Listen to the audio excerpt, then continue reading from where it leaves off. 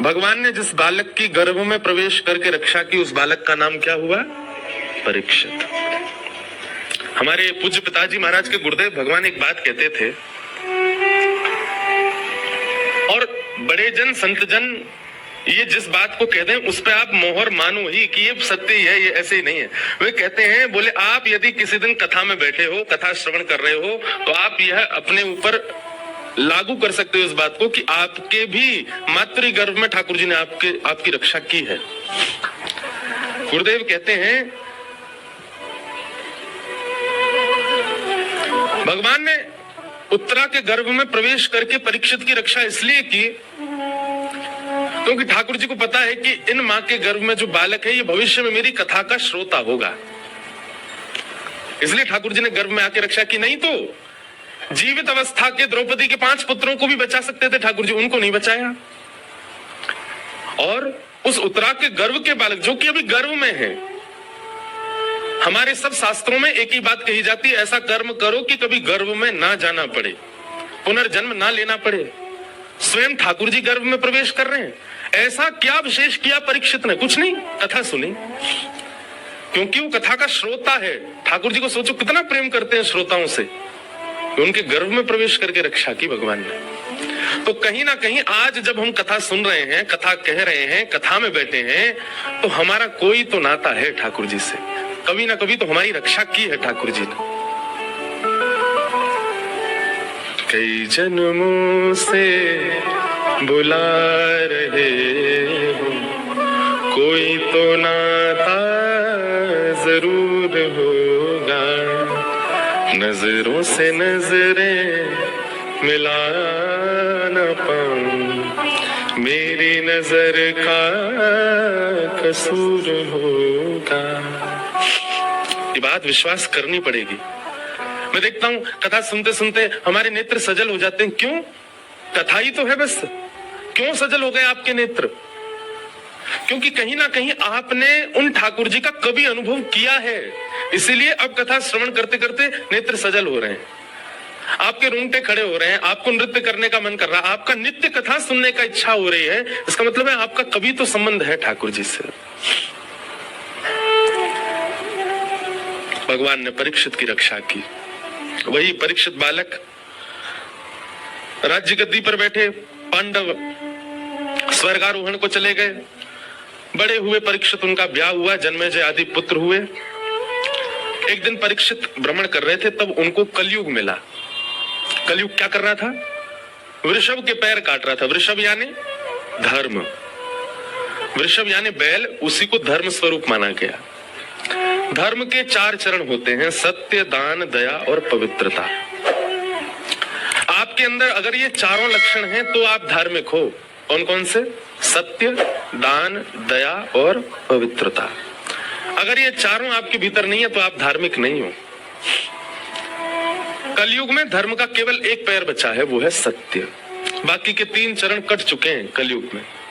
दान, दया और पवित्रता ये हम में है नहीं, केवल इसका आडंबर कर रहे हैं हम। कलयुग उसको भी काट रहा है, सत्य को, और धीरे धीरे कट ही रहा है। सत्य भी नष्ट होता जा रहा है संसार से। तो 4 चरण। कलयुग को जैसे देखा तो तलवार लेकर के भागे उसको मारने के लिए, लेकिन कलयुग ने शरण ग्रहण की और कहा, महाराज मुझे मत मारो, आप मुझे कुछ स्थान दे दो, मैं वहीं रहूंगा। तब 4 स्थान प्रदान किए। द्यूतम पानम स्त्रियः सूना, जुआ में, मदिरा पान भक्ष भक्ष सेवन में, पर स्त्री पर पुरुष गमन में और हिंसा में। इन 4 जगह कलयुग का निवास। पुनश्च याचमानाय जात रूप मदात प्रभो, पुनः याचना की कलयुग ने कि एक स्थान और दो, तो 5वां स्थान अनीति से कमाया गया धन। कितने आश्चर्य की बात है, इन 5 के अलावा 6वां स्थान नहीं कलयुग के पास। आज भी, इस वक्त भी कलयुग केवल 5 स्थान पर ही है, लेकिन फिर भी उसका हमारे ऊपर असर है। इसका मतलब क्या है? इन 5 स्थानों पर कभी ना कभी हमारा जाना हुआ है। द्यूतम जुआ, पानम मदिरा पान भक्ष भक्ष सेवन, पर स्त्री पर पुरुष संग और हिंसा, और 5वां स्थान बिना मेहनत के कमाया गया धन। छठवां स्थान नहीं है कलयुग के पास। केवल इन 5 कमरों से पूरे विश्व को ऑपरेट कर रहा है कलयुग, और सब उसके चंगुल में है। इसका मतलब हम सबने कभी ना कभी तो आस्वादन किया है कलयुग का। 5 स्थान दे दिए। राजा परीक्षित ने कहा तुम इन 5 स्थानों में ही रहना, मैं थोड़ा सूक्ष्म में कथा आगे बढ़ा रहा हूं। राजा परीक्षित आज आखेट को वन में गए। वन में शमीक ऋषि के आश्रम गए, वहां जल की याचना की, पर शमीक ऋषि त्राटक समाधि में बैठे थे। त्राटक समाधि कैसी होती है कि व्यक्ति जीवित है पर उसकी श्वास नहीं चलती, उसकी नाड़ी नहीं चलती, उसकी धड़कन नहीं अनुभव होती, और वो जीवित होता है। उस त्राटक समाधि में शमीक ऋषि बैठे थे। राजा परीक्षित ने कहा आपके द्वार पर चक्रवर्ती सम्राट आया है, जलपान तो कराइए। लेकिन त्राटक समाधि में होने के कारण शमीक ऋषि ने कोई प्रत्युत्तर नहीं दिया। राजा परीक्षित को अपना अपमान लगा और उन्होंने कहा ये आडंबर कर रहे हैं मेरे आगे, और मरा हुआ सर्प पकड़ करके उनके गले में डाल दिया। एक बात मेरी बहुत ध्यान से सुनिएगा बंधु, बहुत सावधानी से। कलयुग जब जीवन में आक्रमण करता है ना, हमारी मस्तिष्क में, हमारे मन में जब कलयुग आ जाता है घनघोर रूप से, तो सबसे पहली क्रिया कलयुग वो कराएगा जो आपके दादा परदादाओं ने भी नहीं की। वो काम जो आपके परिवार में कभी नहीं होता वो आप करने लग जाओ, गलत काम, समझो कलयुग आ गया। और कलयुग का दूसरा प्रभाव, कलयुग आ चुका है, उसका दूसरा प्रभाव यह है कि आपको भजनानंदी, आपको संत, आपको वैष्णव, आपको भक्त आडंबर वाले लिखने लग जाए। भक्तों के प्रति, वैष्णवों के प्रति, कथा वक्ताओं के प्रति, वृंदावन वासियों के प्रति, उपासकों के प्रति यह भावना आ जाए कि नहीं ये तो आडंबर है। एक बात बहुत ध्यान से सुनना, आप भले ही वृंदावन में रहते हैं, नित्य उर्द पुण्य लगाते हैं, नित्य नाम जप करते हैं, फिर भी आप किसी संत से मिलने गए और थोड़ी को प्रणाम करने के बाद उसकी एक किसी क्रिया में आपके मन में यह भाव आ गया, ये शायद दिखावा है, समझो कलयुग का आप पे प्रभाव है। कलयुग का प्रभाव नहीं, उसका परिणाम क्या है कि भले ही सामने वाला दिखावा कर रहा हो फिर भी आपको लगेगा नहीं ये तो वास्तविक है। पढ़े लिखे लोग इसको क्या कहते हैं? अंधविश्वास। ये अंधविश्वास है नहीं। भक्तमाल जी की एक कथा है कि एक राजा था, उसके सिर में बहुत दर्द रहता था। तो एक वैद्य ने आकर के कहा कि मानसरोवर में रहने वाले हंस, उनके हृदय को अगर लाया जाए और उससे एक दवाई बनाई जाए, उसका लेपन उनके सिर पे किया जाए तो उनका सर का दर्द हमेशा के लिए खत्म हो जाएगा। राजा ने सैनिकों को आज्ञा की जाओ मानसरोवर से हंस पकड़ के लाओ। सैनिक सब पहुंच गए मानसरोवर, लेकिन सैनिकों की वेशभूषा देख करके हंस उनके हाथ आए नहीं, दूर ही दूर रहे। 3-4 दिन तक सब सैनिक वहीं पड़े रहे, हंस हाथ नहीं आए। एक दिन उन सैनिकों ने देखा कि कुछ संत वहां पर आए और वे अपने हाथों से दाना चुगा रहे थे और हंस उनके हाथ से दाना ले रहे। सैनिक जैसे आगे बढ़े तो हंस सारे भाग गए। तो सैनिकों ने सोचा कि भाई हमारी वेशभूषा से भाग रहे हैं, हम भी अगर संत बन के आ जाएं तो शायद हमारे हाथ से भी कुछ पाएं, और जब ये पाएंगे तो हम इनको पकड़ लेंगे। तो हंसों का स्वभाव क्या था? संतों का सम्मान करते थे। ये सभी सैनिक संतों का रूप धारण करके गए और हाथ में दाना लेकर के हंसों को खिलाने गए। तो भक्तमाल जी में वर्णन है कि वे सब हंस जानते थे कि ये वही सैनिक हैं, लेकिन संत वेश में आए हैं। संत वेश में आए हैं, अगर हम इनके पास नहीं गए तो भेष का अपराध बनेगा। जानते हुए भी कि हमें बंदी बनाएंगे, जबरदस्ती जो हंस थे वे उनके समीप चले गए और सैनिकों ने थोड़ी देर तो दाना चुकाया और फिर मौका पाकर उनको पकड़ लिया, ले गए। ये दृश्य भगवान देख रहे थे। ठाकुर जी ने मन में विचार किया कि हंस जानते हुए भी कि ये सैनिक हैं, हमें बांध लेंगे, फिर भी भेष का सम्मान करने के लिए इन्होंने खुद को दे दिया। इनकी रक्षा मैं करूंगा। और ठाकुर जी एक वैद्य बन के राजा के यहां आ गए। हंसों को लाया गया पिंजरे में बंद करके, बस उनका वध करना ही था कि तुरंत ठाकुर जी आए और ठाकुर जी आके बोले, राजन सुनो, हम आपसे वचन देते हैं, इन हंसों को अभी मत मारो। हम एक औषधि आपके माथे से लगाते हैं, अगर 2 दिन में आपका दर्द ठीक ना हो तो आप इन हंसों का वध करना, लेकिन आपका दर्द यदि जड़ से खत्म हो जाए तो इन हंसों को छोड़ देना। राजा बोले ठीक है। अब भगवान अपने हाथ से तो कुछ भी मिला दें, वो मट्टी घुमा के लगा दें तो ठीक है जाएगा। ठाकुर जी तो नाटक कर रहे हैं, ये डाल वो डाल, घुमा के उसमें एक बढ़िया सा लेप बनाया राजा के सिर से लगाया, लगाते ही दर्द दूर हो गया। 2 दिन तक देखा, दर्द नहीं हुआ। बोले महाराज आपका औषधि बहुत बढ़िया। ठाकुर जी बोले बस हमारी यही भाव है कि आप इन हंसों, बोले आप कुछ मांग लीजिए। बोले बस एक ही मांगना है, इन हंसों को छोड़ दो। बोले ठीक है। हंसों को मुक्त करने लगे, इतने में ही वो वैद्य वहां से अंतर ध्यान हो गया। तब हंसों ने पिंजरे से बाहर आकर के बताया, बोले राजन ये कोई सामान्य वैद्य नहीं था, साक्षात ठाकुर जी थे।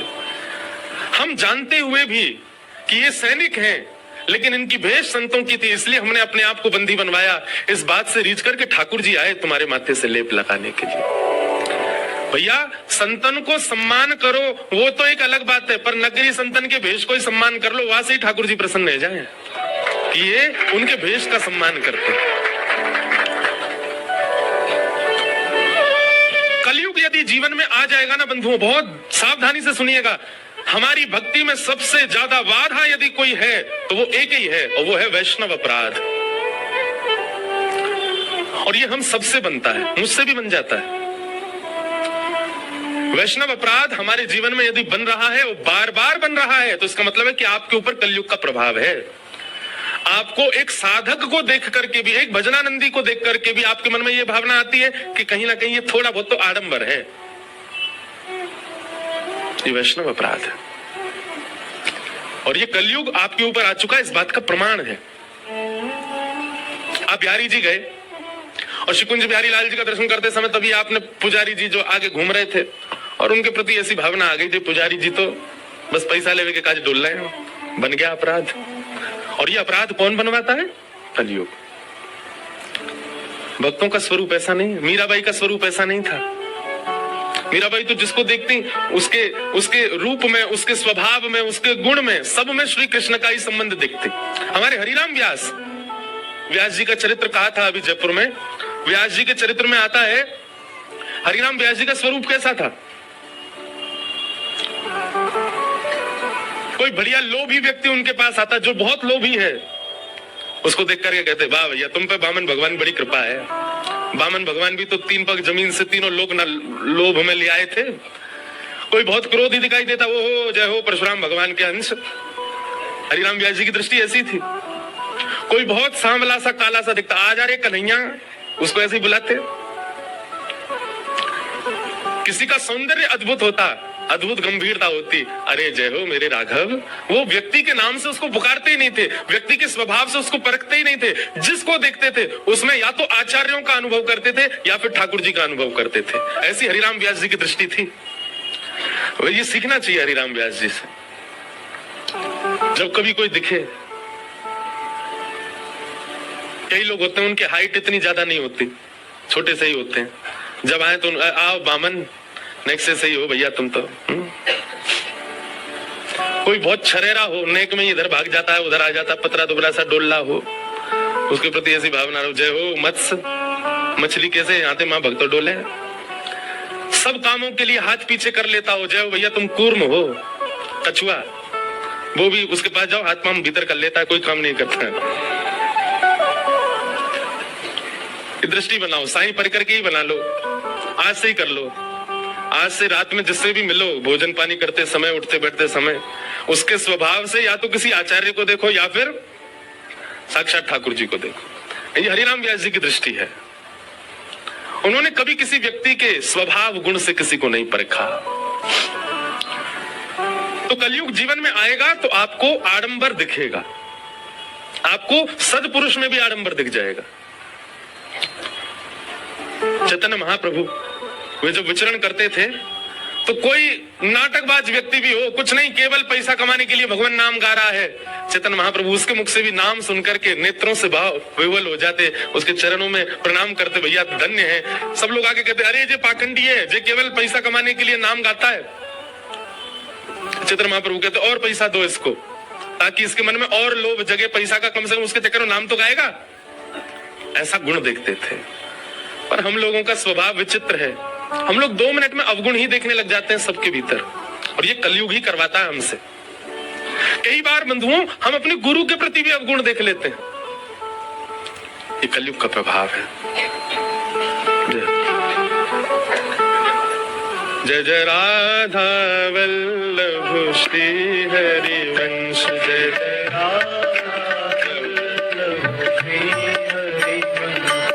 जय जय राधा वल्लभ श्री हरिवंश, जय जय राधा वल्लभ श्री हरिवंश, जय जय श्री वृंदावन श्री वनचंद्र, जय जय श्री वृंदावन। ये देखो ब्रज के संत जासों छुप भी जाए वाकू सखी बनाते हैं। सखी बनने को मतलब है ठाकुर जी की अधिकारिणी बनाते हैं। हमारे हिताश्रम वाले पूज्य महाराज जी पधारे हैं, बारंबार महाराज जी को वंदन।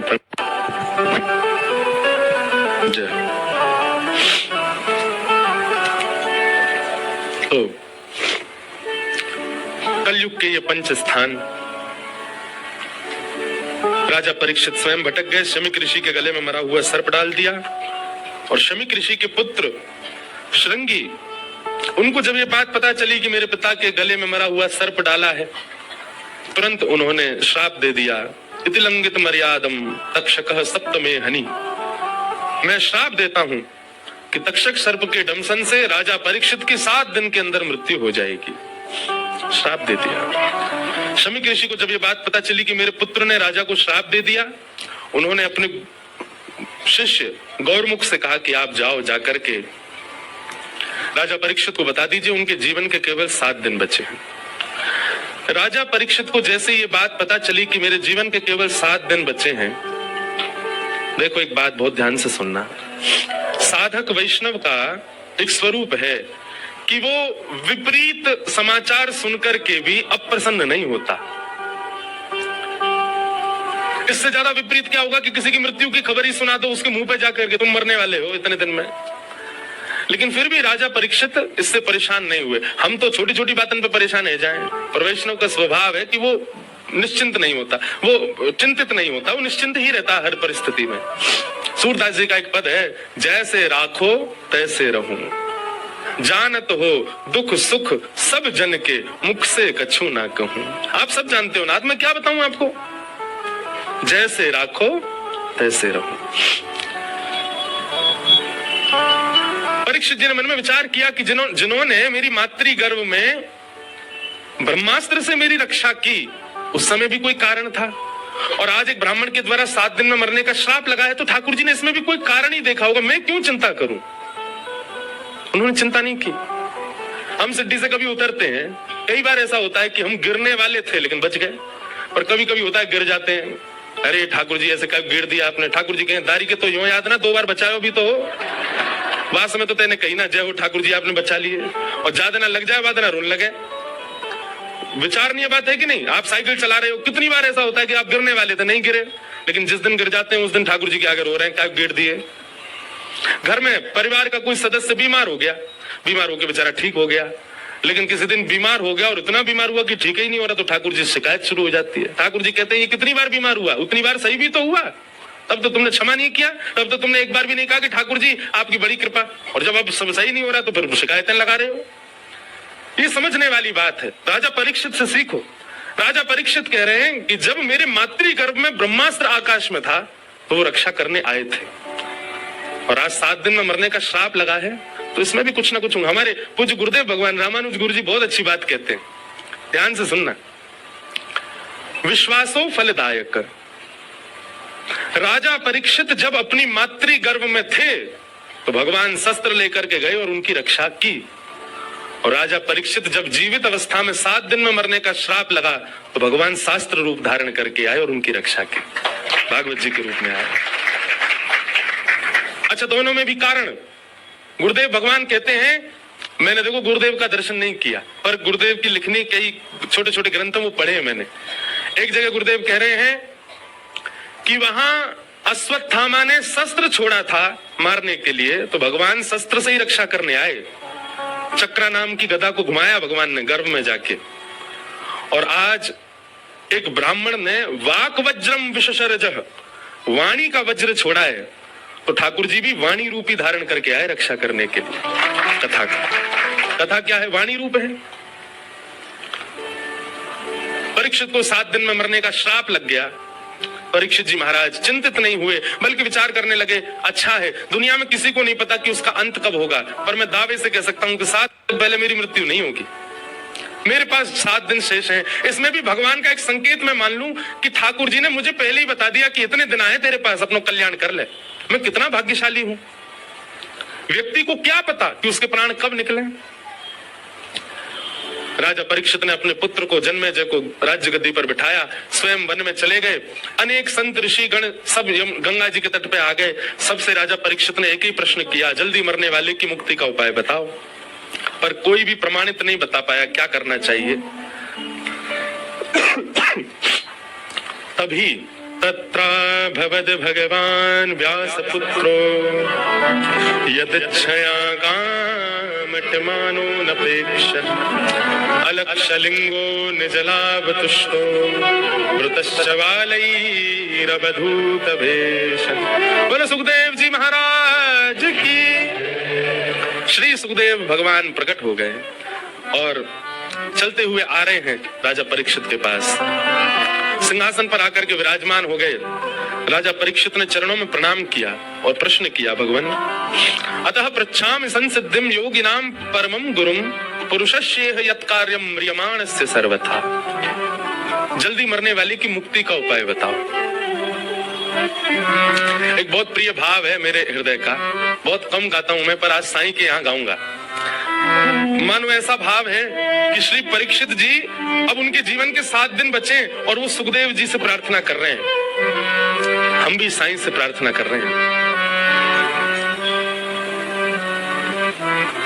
चाहे हार हो चाहे जीत हो, चाहे हार हो चाहे जीत हो, गुरु चरण में मेरे प्रीत हो। चाहे हार हो चाहे जीत हो, गुरु चरण में मेरे प्रीत। बंधुओं, यहाँ जितने भी लोग विराज रहे हैं, थोड़ी देर के लिए स्वयं को परीक्षित मानिए। हम सब थोड़ी देर के लिए नहीं, हम हैं ही परीक्षित। हम सबके पास भी 7 ही दिन हैं। इन्हीं 7 दिनों में जन्म है और इन्हीं 7 दिनों में मृत्यु। भले ही जीवन की अवधि बड़ी हो, पर है तो 7 ही दिन। हम सब भी अपने गुरु का स्मरण करें, जिनसे भी हमारी दीक्षा है, जिनसे भी हमारी शिक्षा है, उन्हीं को हम सुखदेव स्वरूप मान करके हम उनसे प्रार्थना कर रहे हैं। चाहे हार हो चाहे जीत हो, गुरु चरण में मेरी प्रीत हो। चाहे हार हो चाहे जीत हो, गुरु चरण में मेरी प्रीत हो। सागर भी तू साहिल भी तू, सागर भी तू साहिल भी तू, सागर भी तू साहिल भी तू, सागर भी तू साहिल भी तू, मझधार और माझी भी तू, मझधार और माझी भी तू, मझधार और माझी भी तू, मझधार और माझी। देखो कितने सुंदर शब्द हैं। हे गुरुदेव, सागर भी आप ही हो, मतलब आपकी गहराई हम पहचान नहीं सकते। सागर भी आप ही हो, पर हमें इस संसार रूपी सागर से पार करने वाले मझधार भी आप ही हो। मझधार और माझी भी तू, मझधार और माझी भी तू। बहुत सुंदर। इस प्रकृति का तुम गीत हो, इस प्रकृति का तुम गीत हो, गुरु चरण में मेरी प्रीत हो, गुरु चरण में मेरी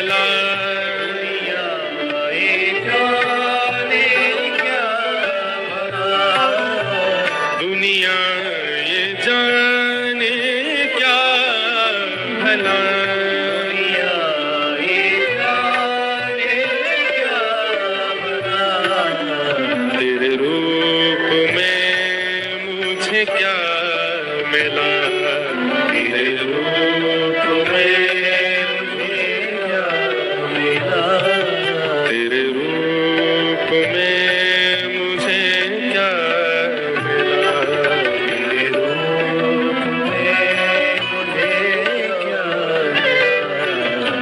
गुरुवर मेरे मन मीत हो, गुरुवर मेरे मन मीत हो, गुरु चरण में मेरे प्रीत हो, गुरु चरण में मेरे प्रीत हो। चाहे हार हो चाहे जीत हो, गुरु चरण में मेरे प्रीत हो।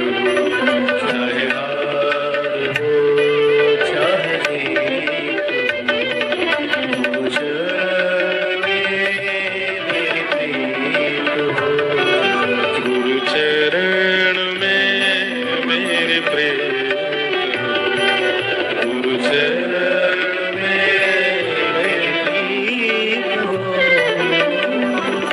बोलो सद्गुरुदेव भगवान की जय। श्री सुखदेव जी महाराज मंच पर विराजमान हो गए। परीक्षित हाथ जोड़ करके सामने बैठे और कह रहे हैं, भगवान जिसके जीवन के केवल 7 दिन बचे हैं उसको मुक्ति के लिए क्या करना चाहिए, कृपा कीजिए। बंधु, मैं एक बात कहता हूं, जो आपके संशय का समाधान बता दे वो गुरु है,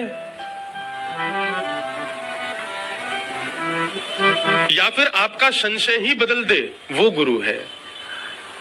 कभी ना कभी संशय का समाधान बताने वाला भी गुरु होता है और आपका संशय ही सुधार दे। कई बार हमारा गलत संशय होता है, जैसे कि आगे के प्रसंग में आप समझेंगे कि परीक्षित पूछ रहे हैं 7 दिन में मरने वाली की मुक्ति का उपाय क्या है, और श्री सुखदेव जी महाराज थोड़ी देर परीक्षित की ओर देखते हैं और फिर कहना प्रारंभ करते हैं, परीक्षित का प्रश्न सुधारते हैं। परीक्षित कि वरियानेशते प्रश्न कृतो लोक हितम नृप आत्मविद सम्मतः पुंसा श्रोतव्यादिषु यपर। परीक्षित, तुम कह रहे हो जल्दी मरने वाले की मुक्ति का उपाय क्या है। अगर ये प्रश्न तुमने पूरे विश्व के लिए किया है तो ये प्रश्न तुम्हारा अच्छा है, लेकिन अगर ये प्रश्न कहीं तुम अपने लिए कर रहे हो तो ये प्रश्न अच्छा नहीं है। तुम कौन हो, पहले अपने ऊपर विचार करो। तुम वो बालक हो जिसने जन्म बाद में लिया, मां के गर्भ में भगवान का दर्शन पहले किया। पूरा विश्व जानता है कि ठाकुर जी ने उत्तरा के गर्भ में आकर के तुम्हारी रक्षा की। क्या भगवान ने तुम्हारी रक्षा ऐसे ही कर दी? ठाकुर जी का कोई तो उद्देश्य होगा ना। किसी की रक्षा ठाकुर जी कर रहे हैं तो इसका मतलब ठाकुर जी उससे कुछ चाहते। ना जाने कितने बालक मातृ गर्भ से बाहर आ ही नहीं पाते, जन्म ही नहीं ले पाते। ठाकुर जी सबको तो नहीं बचाते, लेकिन तुम में ऐसी क्या विशेषता है कि ठाकुर जी ने तुम्हारी रक्षा की। और जिस बालक की भगवान ने गर्भ में जाके रक्षा की, वो बालक कुछ दिन पृथ्वी पर रहने के बाद ब्राह्मणों के द्वारा शापित हुआ। जय बोलो वृंदावन बिहारी लाल की जय। श्यामा प्यारी कुंज बिहारी, जय जय श्री हरिदास दुलारी।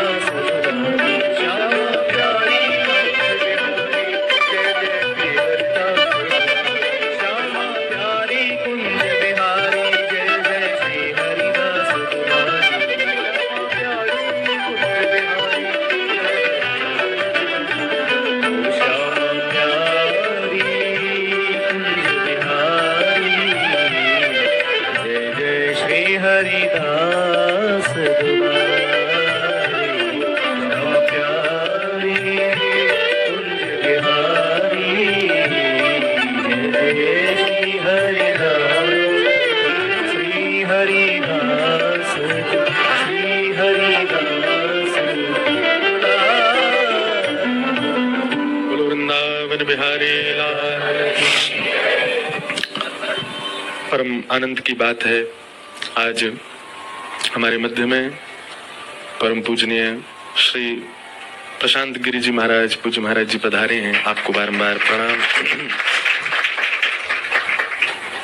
हमारे भारत के गौरव श्री स्वामी श्री अवधेशानंद जी महाराज का स्थान वृंदावन में है, वहां से पूज्य महाराज जी पधारे हैं आज। बहुत बहुत वंदन। और साथ ही जिन्होंने दास को भागवत जी का अध्ययन कराया, हमारे शिक्षा गुरुदेव शिव प्रसाद उपाध्याय जी आए हैं, उनको भी बारंबार प्रणाम वंदन।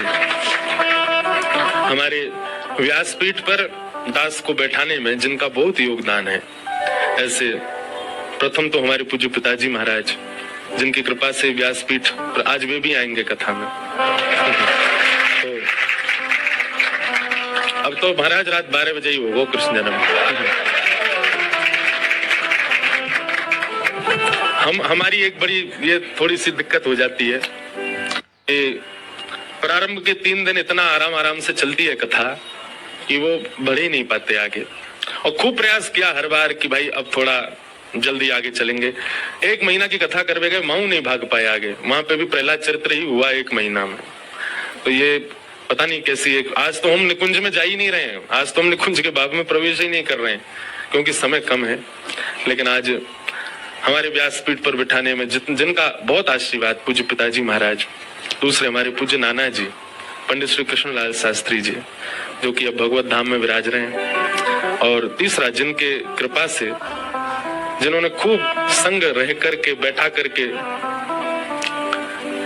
हमें कुछ कहने सुनाने योग्य बनाया, ऐसे हमारे पूज्य शिव प्रसाद गुरु जी, जिन्होंने दास को पढ़ाया। ऐसे गुरुदेव भगवान भी आए हैं। सबको हम प्रणाम करते हैं, वंदन करते हैं। कथा क्रम में चलें, आओ। तो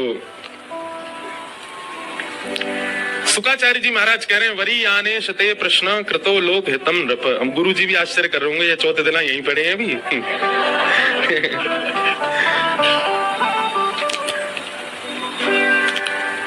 भागवत जी इतनी अद्भुत है, इतनी विस्तृत है कि कैसे 7 दिन में पूरी करें, हमें तो समझ ही नहीं आती। और फिर ऊपर से कभी अष्ट सखा आगे आ जाए, बोले हम सेवा में ले, कभी मीराबाई आ जाए, बोले हमारो एक पद गा दो, हमारी कोई भाव बताओ, तो फिर सबको प्रणाम करने में समय निकल जाता है। सुकाचार्य जी महाराज परीक्षित से कह रहे हैं, परीक्षित तुम अगर अपने लिए ये प्रश्न कर रहे हो तो उचित नहीं है। क्यों? क्योंकि तुम वो बालक हो जिसने जन्म बाद में लिया, मातृगर्भ में ठाकुर जी का दर्शन किया। और ठाकुर जी का दर्शन ही नहीं, ठाकुर जी ने रक्षा की तुम्हारी। भगवान ने केवल इसीलिए रक्षा करी तुम्हारी कि एक दिन तुम मुक्ति मांगो। भैया वृंदावन में बैठे हो, मुक्ति कोई बहुत बड़ी बात ना है हमारे काजी। ब्रजवासी तो यूं कहें, स्वर्ग अपवर्ग लेकर करेंगे हम क्या, जान लो हमें, हम वृंदावन वासी हैं, हमें नहीं चाहिए वैकुंठ। जहां नहीं नंद, जहां नहीं यशोदा, जहां नहीं गोपी ग्वाल और गाये, कहा करूं वैकुंठ ही जाए, कहा करूं वैकुंठ ही जाए। क्या करें हम वैकुंठ जाके? विचार करो, अभी आप यहाँ बैठे हो, जहाँ पे बिहारी जी नहीं है, राधा वल्लभ जी नहीं है, राधा रमन जी नहीं है, जमुना जी की कुंज, जमुना जी की बढ़िया सुंदर रेती नहीं है, वृंदावन की कुंज गली ना है, राधे राधे बोल के चल रहे अल्लड़ ब्रजवासी ना है, जहां ब्रज को सो ऐसी ब्रज की सी सुगंध ना है, बाप वैकुंठ में जाके हम क्या करेंगे? हमें ना चाहिए।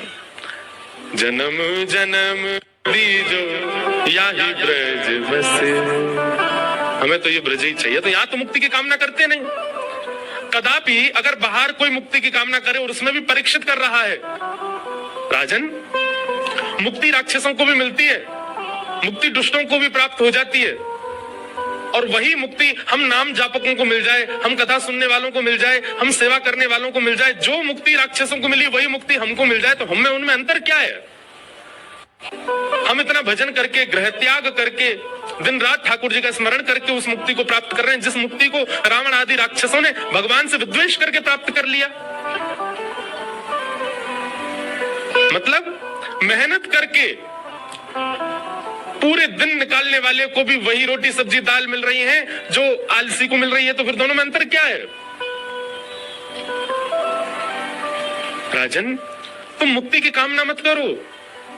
7 दिन बच्चे हैं तुम्हारे पास। अरे मुक्ति मिलनी होती तो अंतिम क्षण में प्राप्त हो सकती है। मुक्ति के लिए पूरा जीवन, एक बात बहुत ध्यान से सुनो, पूरा जीवन चाहे हमने जो कुछ भी किया हो, पर अंते नारायण स्मृति, यदि अंतिम श्वास में नारायण का स्मरण हो जाए, अंतिम श्वास में यदि श्री राधा मुख से निकल आवे, अंतिम श्वास में श्री राम मुख से निकल आवे, उसी से ही मुक्ति प्राप्त हो जाएगी। फिर जीवन में हमने क्या किया? सारे चैप्टर क्लोज कर देंगे ठाकुर जी। क्यों? अंत में इसने भगवान नाम ले लिया, अब जीवन पर दृष्टि नहीं डालनी है। लेकिन ये बहुत कठिन है। अंत में अंत राम कहीं आवत नहीं, अंत में भगवत स्मरण हो जाए सहजता से, यह बहुत मुश्किल है, नहीं हो सकता। लेकिन राजन, तुम्हारे पास तो 7 दिन बचे, एक क्षण में मिलने वाली मुक्ति तुम 7 दिन में क्यों पाना चाहते हो? परीक्षित बोले, तो भगवान आप ही बताएं मैं क्या मांगू, इन 7 दिनों को कैसे सार्थक बनाऊं? तब राजा परीक्षित कहते हैं, राजन, सुखदेव जी कहते हैं तुम मुक्ति मत मांगो, तुम भक्ति मांगो। मुक्ति का मतलब तो मृत्यु के बाद भगवान का दर्शन होता है, और भक्ति का मतलब तो जीते जी भगवान का दर्शन हो जाता है। तुम भक्ति की कामना करो। और अब तुम्हारा उद्देश्य यह नहीं होना चाहिए कि 7वें दिन तक्षक सर्प डसे और मेरी मुक्ति हो जाए। अब तुम्हारा उद्देश्य यह होना चाहिए कि 7वें दिन तक्षक सर्प डसे, उससे पहले मुझे भगवत साक्षात्कार हो जाए।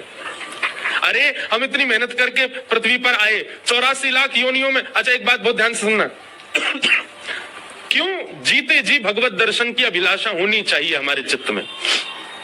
ये मानव देह बहुत मुश्किल से मिला हमको। नृदेह माध्यम सुलभम सुदुर्लभम प्लवम सुकल्पम गुरुकर्ण धारम। भगवान उद्धव से कहते हैं बहुत याचना करने पर मैं मानव बनाता हूं आत्मा को, नहीं तो वो 84 लाख में घूमता रहता है। इतनी मेहनत करके हमको मानव देह मिला, मेहनत करके 9 महीना मातृ गर्भ में, दुर्गम नरक से भी दुर्गम उस मातृ गर्भ में हमने व्यतीत किया।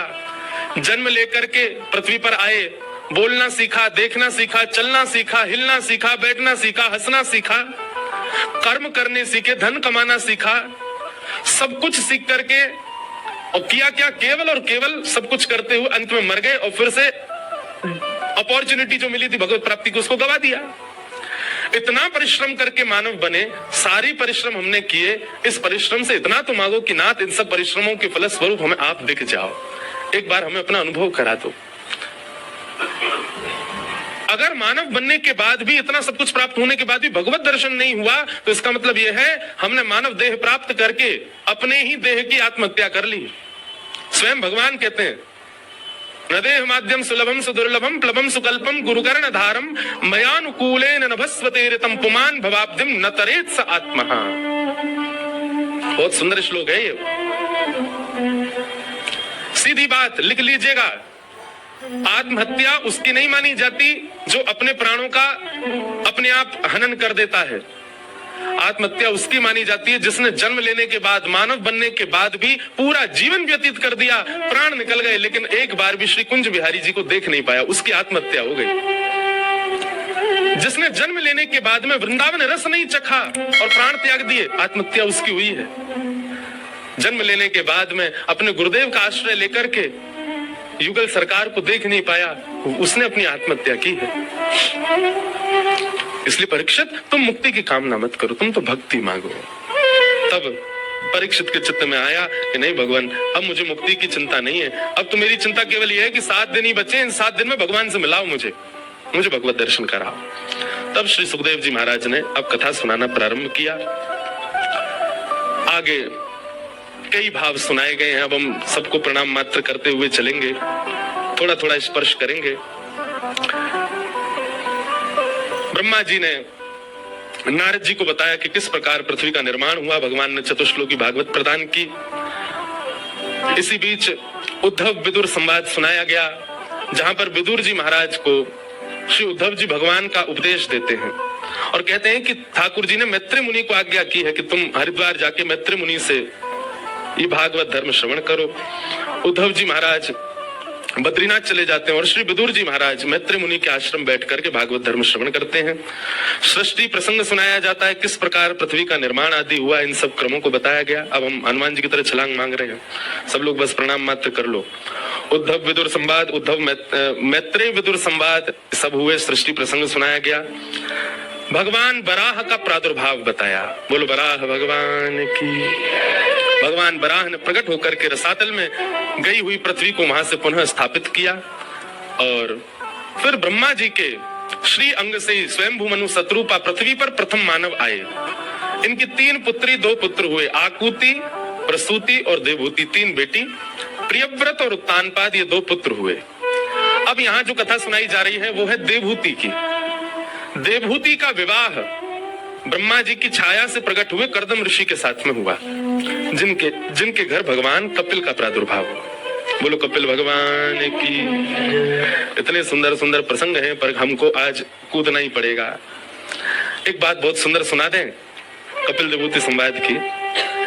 अच्छा, भागवत जी ऐसी है, एक ही श्लोक लेके बैठ जाओ 7 दिन उसमें भी आनंद आएगा, इतना अद्भुत है भागवत जी का स्वरूप।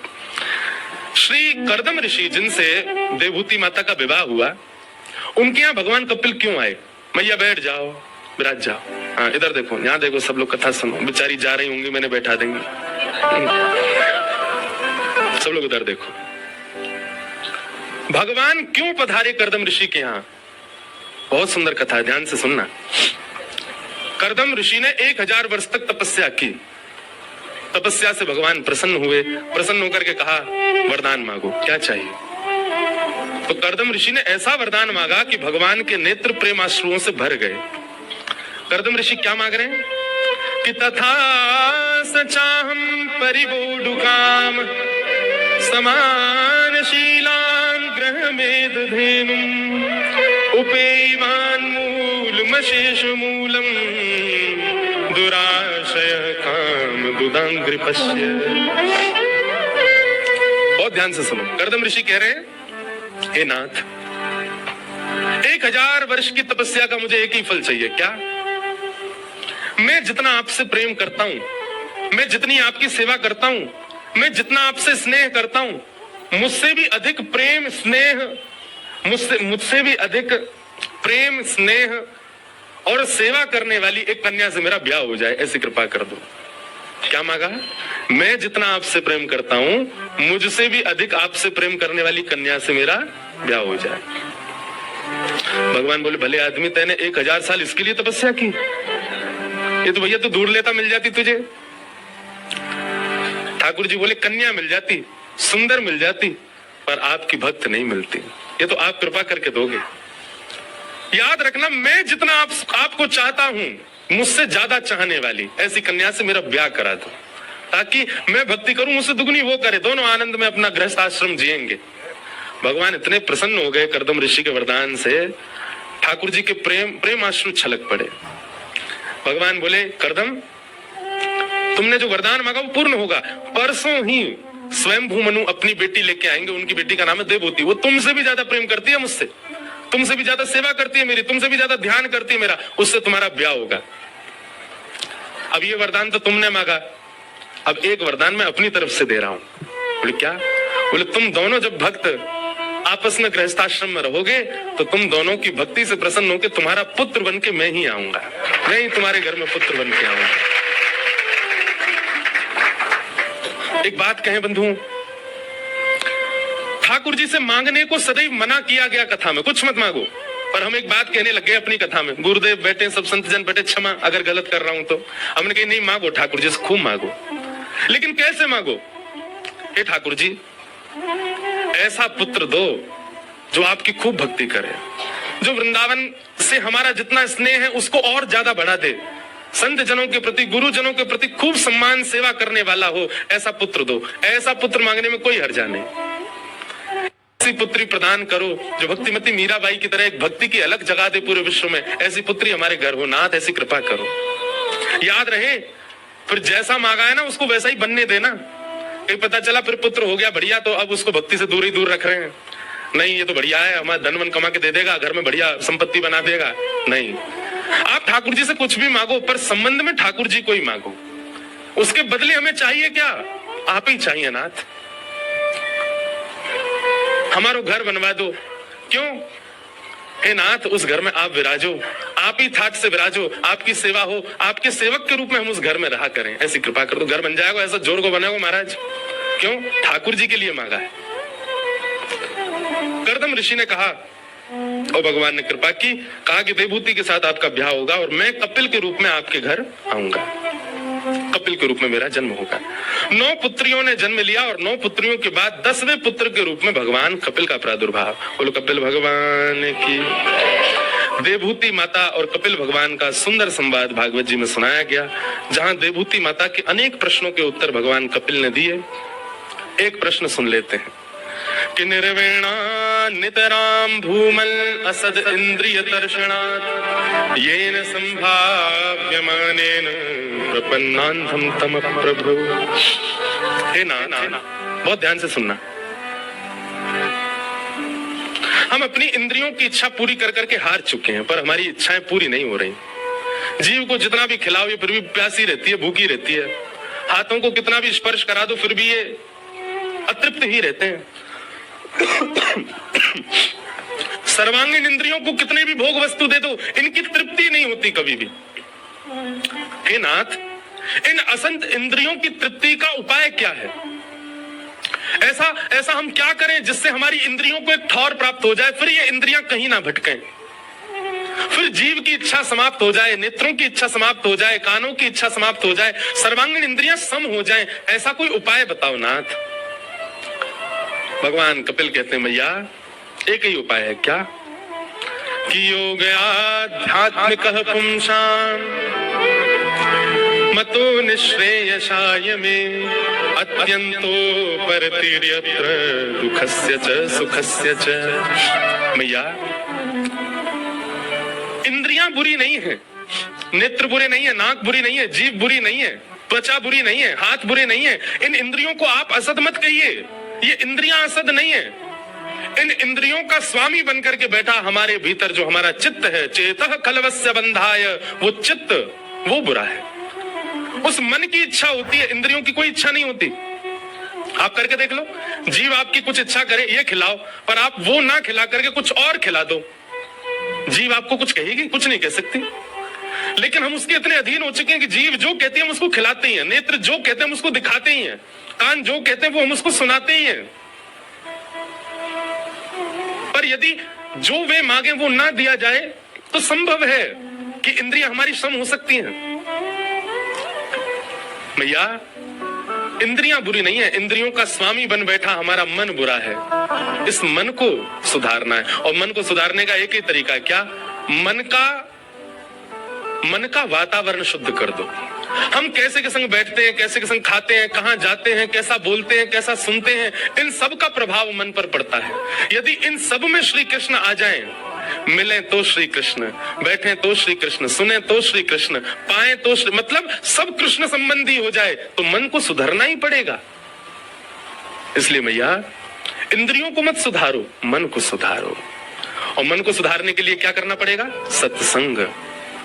जैसा वातावरण रखोगे वैसा मन होता चला जाएगा।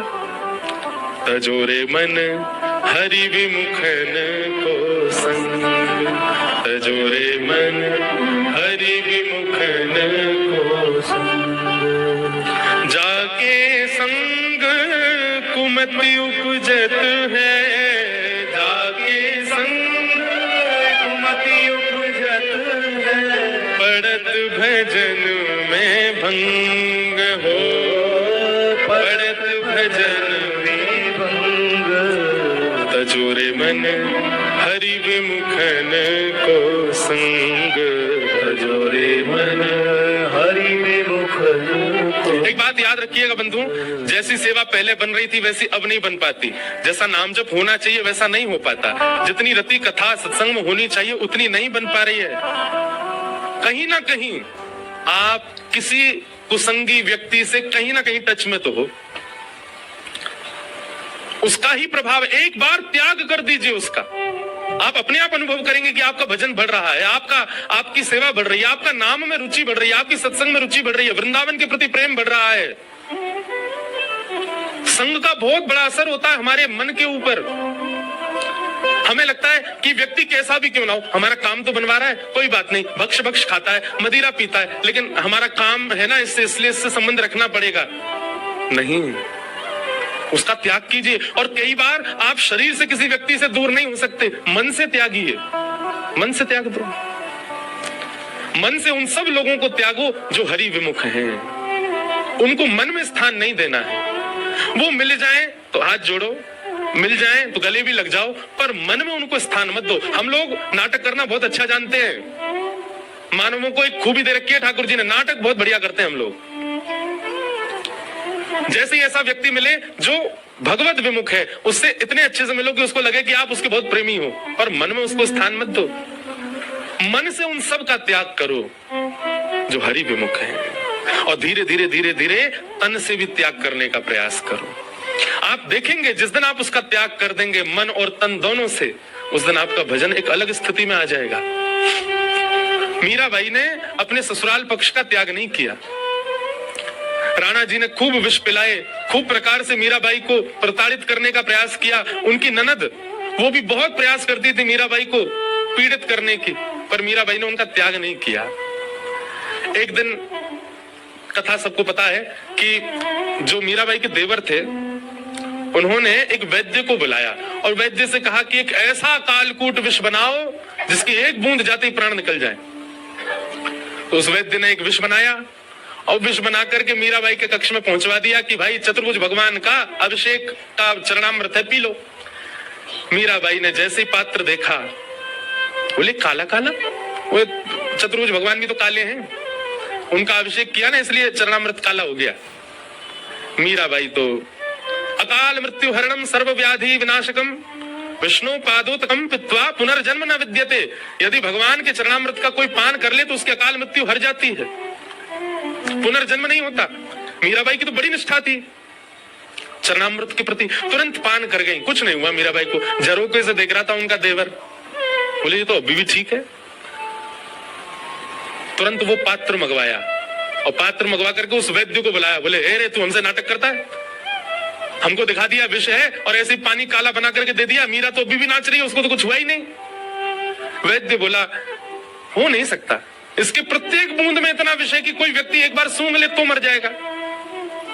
तो राणा ने कहा एक काम कर, इसमें 2 बूंद बचा तू पी। वैद्य बोला मेरे छोटे छोटे बच्चे हैं, बोले हमें नहीं पता, अगर इस विष में ताकत थी तो मीरा को लगनी चाहिए थी, इस विष में ताकत होगी तो मीरा को लगती, विष में ताकत नहीं इसने नहीं लगी, तू भी पी ले, मीरा भी तो बच गई। और मुख से विष का वो 2 बूंद जबरदस्ती पिला दिया वैद्य को, और 2 बूंद मुख में जाते ही वैद्य के प्राण निकल गए, नीला पड़ गया शरीर। अब राणा ने तो वैद्य का शव भिजवा दिया उसके घर, लेकिन उसकी पत्नी बच्चे सब महल में आए और मीराबाई के कक्ष के बाहर बैठ के रोने लगे और पूरी बात मीराबाई को बताई। हमारे पति ने विष बनाया आपको पिलाने के लिए, आप तो सही सलामत हो, हमारे पति को पिला दिया, उनके प्राण चले। ये छोटे छोटे बच्चे कैसे बच्चे हैं? तब मीराबाई ने ठाकुर सन्मुख बैठ करके पद गाया, हरि जी तुम हरो जनन के पीर, हरि जी तुम हरो जनन के पीर, हरि जी तुम हरो जनन के पीर, हरि जी तुम हरो जनन के पीर। मीराबाई कह रही है नाथ, मैंने तो घूंट भर के पिया और मैं जीवित हूं, उस वैद्य का क्या दोष, उसको 1 बूंद पिला दी तो वो मर गया। जैसे मैंने उस विष को चरणामृत मान लिया और मेरी रक्षा हो गई, तो इसका मतलब है कि वो चरणामृत ही है, तो फिर वो वैद्य क्यों मर गया? और अगर वो वैद्य मर गया तो फिर मैं जीवित क्यों हूं? मीराबाई अपने ठाकुर के आगे रुदन करने लगी और मीराबाई ज्यों-ज्यों पद गाने लगी त्यों-त्यों पद उत्ताल उर्मियों को प्राप्त होने लगा, और जैसे जैसे मीराबाई का स्वर उत्तेजित होने लगा तैसे तैसे विष का असर खत्म होता गया, और देखते कुछ ही क्षणों में वो वैद्य जीवित हो गए और उनके प्राणों की रक्षा हो गई। ये दृश्य देख करके राणा और मीराबाई के सब ससुराल पक्ष के लोग खड़े रह गए। तब मीराबाई ने विचार किया कि अब मेरे तक पीड़ा नहीं है, अब ये मेरी पीड़ा दूसरों तक जा रही है नाथ, अब मैं सहन नहीं कर सकती। तब उन्होंने गोस्वामी तुलसीदास जी को पत्र लिखा कि आप आज्ञा करें मैं क्या करूं, मेरे ससुराल पक्ष के लोगों को मैं छोड़ नहीं रही हूं, जितनी पीड़ा दे मैं सहन करने को तैयार, पर अब पीड़ा दूसरों तक जा रही है। तब गोस्वामी जी ने आज्ञा की, तजियता ही कोटि वैरिसम यद्यपि परम स्नेही जाके ही न राम वैदेही। जिसके चित्त में राम कृष्ण नहीं है, जिसके चित्त में राम जानकी नहीं है, जिसके चित्त में किशोरी जी नहीं है, तजियता ही कोटि वैरिसम यद्यपि परम स्नेही, चाहे वो कितना भी करीबी क्यों ना हो, उसको तुरंत त्याग दो, उसको विष के भांति त्याग दो, उसको बैरी के भांति त्याग दो। ये तो वैष्णव को सूत्र मान लेना चाहिए कि जो हरि विमुख है आपको उससे संबंध नहीं रखना है, चाहे कैसा भी हो वो, क्योंकि आपके भजन में बाधा ही वो बनेगा, उसके विचार बनेंगे। अब कई बार परिवारी लोग वो क्या करें, शरीर से थोड़ा बहुत संबंध रखो पर मन में स्थान मत दो। तो मन यदि अपने वातावरण को शुद्ध कर लेगा तो आपका मन, आपकी इंद्रियां अपने आप वश में होती चली जाएंगी। भगवान कह रहे हैं मैया मन को सुधारो। इस प्रकार मैया के अनेक प्रश्नों के उत्तर भगवान कपिल ने दिए। हम कपिल विभूति संवाद को प्रणाम करते हैं।